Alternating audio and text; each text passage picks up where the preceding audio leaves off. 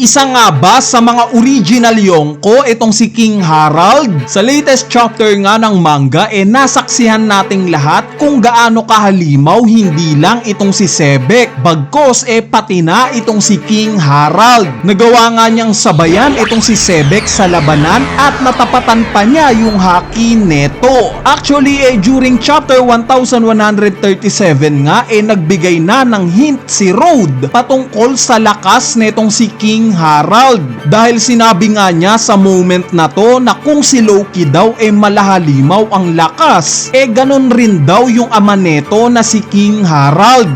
Bukod nga sa pagsabay ni King Harald sa atake ni Sebek nakita rin natin siyang tumalon mula sa red line pababa. Bali itong part nga na to ginawa na rin naman ni Kaido ng mas mataas pa dahil kung matatandaan nyo tumalon nga si Kaido mula sa Sky Island pababa sa isang isla. Meaning kung 10,000 meters lang itong taas ng red line na tinalunan ni King Harald, itong tinalon naman ni Kaido approximately 30,000 meters. Kaya naman paniguradong buhay si King Harald sa moment na to. Si Kaido nga nabuhay, 'di ba? Isa pa base nga sa lokasyon ni King Harald meron nga tayong nakitang leaf o yung tinatawag na bundola. Meaning malamang na yung babagsakan ni Harald sa ibaba itong Red Port. Lupa pa rin naman at hindi tubig itong babagsakan niya. So ang isang ebidensya pa nga sa pagiging malakas netong si Harald itong pagre-recruit sa kanya ni Sebek sa grupo niya. Dahil nga sa nasaksihan ni Sebek kung gaano kalakas si Imu at hindi niya ito kayang talunin nagplano nga itong bumuo ng pinakamalakas na pirate crew. Kung saan ang purpose nito para talunin itong malahalimaw na si Im Sama. At dahil nga sa nasaksihan niya mismo kung gaano kalakas itong si Harald sa pagpunta niya sa Merijoa na halos kalibil lang niya ito in terms of strength alam nga ni Sebek sa oras na to na malaki ang maitutulong ni Harald sa kanya para patumbahin itong si Imu. Pero dahil nga sa magkaiba sila ng pananaw netong si Harald ayaw nga netong sumali sa grupo niya. So kung alam nga ni Sebek na hindi naman gaanong kalakasan itong si Harald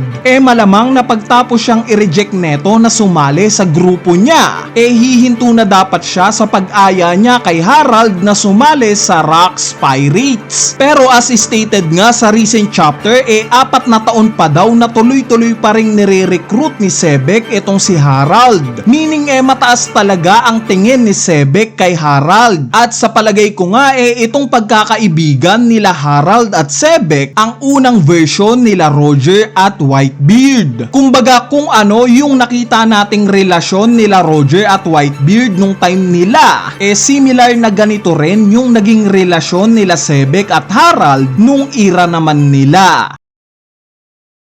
So paano ko nasabi? Dahil similar nga sila ng vibes. Kung matatandaan nyo, during Wano arc sa flashback ng Roger Pirates, ipinakita nga kung gaano ka-motivated si Roger sa pangarap niyang mapuntahan ang Laugh Tale. Sobrang invested nga siya sa goal niyang to. Samantalang si Whitebeard naman na technically sa nakita nating laban nila nakalibil lang niya in terms of strength wala ngang planong pangarapin itong goal ni Roger na puntahan ang Laugh Tale. Kumbaga similar sa nakita natin kila Rox at Harald. Sobrang motivated nga rin si Sebek sa plano niyang pagharian ang mundo. Pero itong si Harald nga nung marinig itong explanation ni Sebek walang interes sa plano niyang to. Doon magkasing lakas nga sila base sa nakita nating laban nila ayaw nga ni Harald sa way ni Sebek. Magkaiba nga yung goal nila sa buhay. At ganito nga rin sila Whitebeard at Roger. Parehas nga silang magkasing lakas na magkaiba rin ng prinsipyo sa buhay at pinaniniwalaan. Pero magkaibigan pa rin naman. Gaya ng nakita natin kila Harald at Sebek na despite sa mga differences nila magkaibigan pa rin naman. Sa part naman ng nabanggit ko sa analysis video natin na hindi na ako magtataka kung later on i-reveal na isa pala itong si Harald sa mga unang emperor napatunayan nga niya yan sa pagpapakita niya ng lakas na kapantay kay Sebek. We all know na nagkaroon lang ng titulo na Emperor pagtapos mamatay ni Roger. Ang possible reason nga nito dahil sa itong naging pagkamatay ni Roger ang nagpaumpisa pa lang ng Great Age of Piracy. Hinimok nga niya ang lahat na maglayag at maging pirata. Kumbaga masasabi nating wala namang title ng Emperor noon. Nagkaroon na lang neto para maging balanse ang powers sa mundo. Since halos naging pirata na nga ang karamihan. So kung 25 years ago nga namatay itong si Roger at sa moment pa lang na to nagkaroon ng titulo bilang Emperor, we assume na ang original members ng mga Emperor itong sila Whitebeard, Big Mom, Kaido at King Harald. Yes guys, sa tingin ko nga silang apat ang unang mga Emperor. Bali ano nga ba ulit ang requirements o criteria para tanghaling emperor ang isang individual? So wala ngang directly reference sa criteria ng pagiging emperor. Pero base nga sa kwento mafi-figure out natin na merong apat na requirements: power, influence, territory at crew size. Itong apat na requirements nga na to pasok itong sila Whitebeard, Big Mom at Kaido. Self-explanatory naman na kung bakit. Si Whitebeard nga sakop itong Fishman Island at iba't ibang teritoryo pa. Si Big Mom naman Whole Cake Island ang hawak. At syempre si Kaido Wano itong teritoryo niya. Si King Harald naman nachikan nga rin itong apat na criteria natin. Sa part nga ng power nakita naman na natin yung lakas niya. Sa teritoryo at crew size naman obviously na literal na napakalaki na itong nasasakupan at pirate crew niya. Hawak nga niya ang mga giants ng Elbaf. Ngayon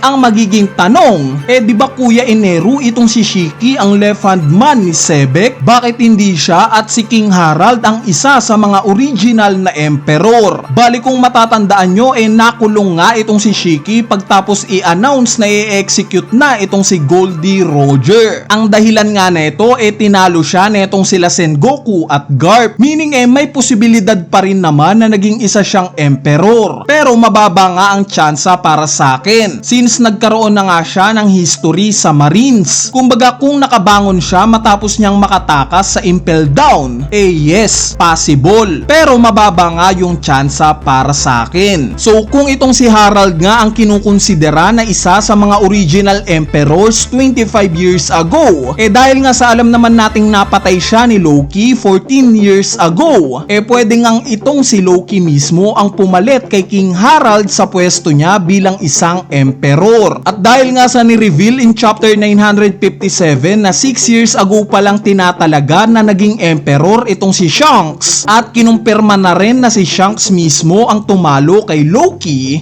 we assume na itong pinalitang emperor naman ni Shanks ito nang si Loki mismo. So to summarize nga itong apat na to ang original emperor 25 years ago matapos mamatay ni Roger. 14 years ago nga pinalitan ni Loki itong tatay niya na si King Harald sa pwesto na to since pinatay nga niya ito. At 6 years ago naman pinalitan ni Shanks itong si Loki dahil sa tinalo niya ito. Kaya nga sa pag-uumpisa ng kwento na itong One Piece itong apat na to ang kilala nating mga emperor. Anyway, ayan na nga yung topic natin patungkol kay King Harald, kung gaano siya kalakas at kung bakit possibly na siya ang isa sa mga original emperors. Kung sakaling natripan nyo nga itong topic natin ngayong araw na to, wag nyo nang kalimutang pindutin niyang like button dahil napakalaking tulong na nga niyang like nyo para sa ating channel. So yun lang, peace!